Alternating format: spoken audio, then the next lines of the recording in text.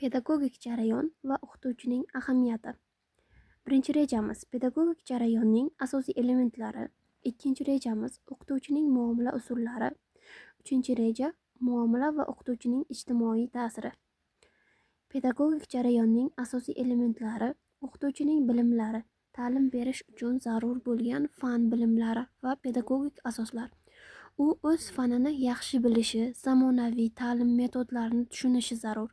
Tajribasi: o'qituvchining amaliy ishlari, o'quvchilarga ta'lim berish jarayonida to'plagan bilim va ko'nikmalari. Tajribali o'qituvchi va o'quvchilarning ehtiyojlarini tezda anglaydi va samarali o'qitish metodlarini qo'llaydi.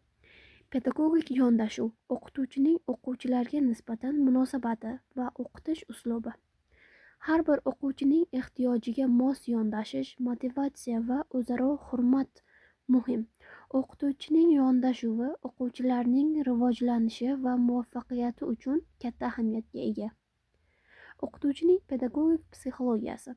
O'qituvchining psixologik holati va uning o'z-o'zini nazorat qilish qobiliyati. O'qituvchining qanday qilib stressni boshqarishi va o'quvchilarga ijobiy muhit yaratish kerak. O'qituvchining pedagogik psixologiyasi.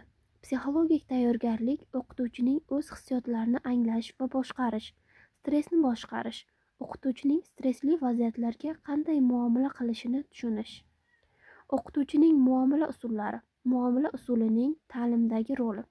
O'quvchilarga qanday ta'sir qilishini va ularga qanchalik foydali bo'lishini tushunish. Rag'batlantirish va tanqid. O'quvchilarga baho berish va xatolarini to'g'ri tuzatish. Pedagogik muomala va shaxslararo munosabatlar. Pedagogik jarayonda o'qituvchi va o'quvchi o'rtasidagi shaxsiy munosabatlar. O'qituvchi o'quvchilarga qanday munosabatda bo'lishi va ularning ehtiyojlarini qondirish. Muomala va o'qituvchining etikasi. O'quvchilarga hurmat va adolatli munosabatda bo'lish, tanqid va mukofotlar o'rtasidagi muvozanat.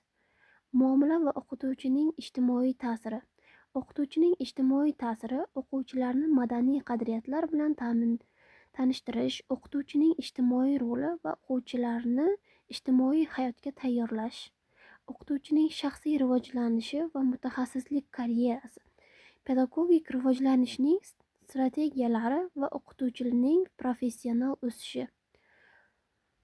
Xulosa qilib aytganda, pedagogik jarayon va o'qituvchining muomalasi ta'lim tizimining muvaffaqiyatli ishlashida asosiy omildir.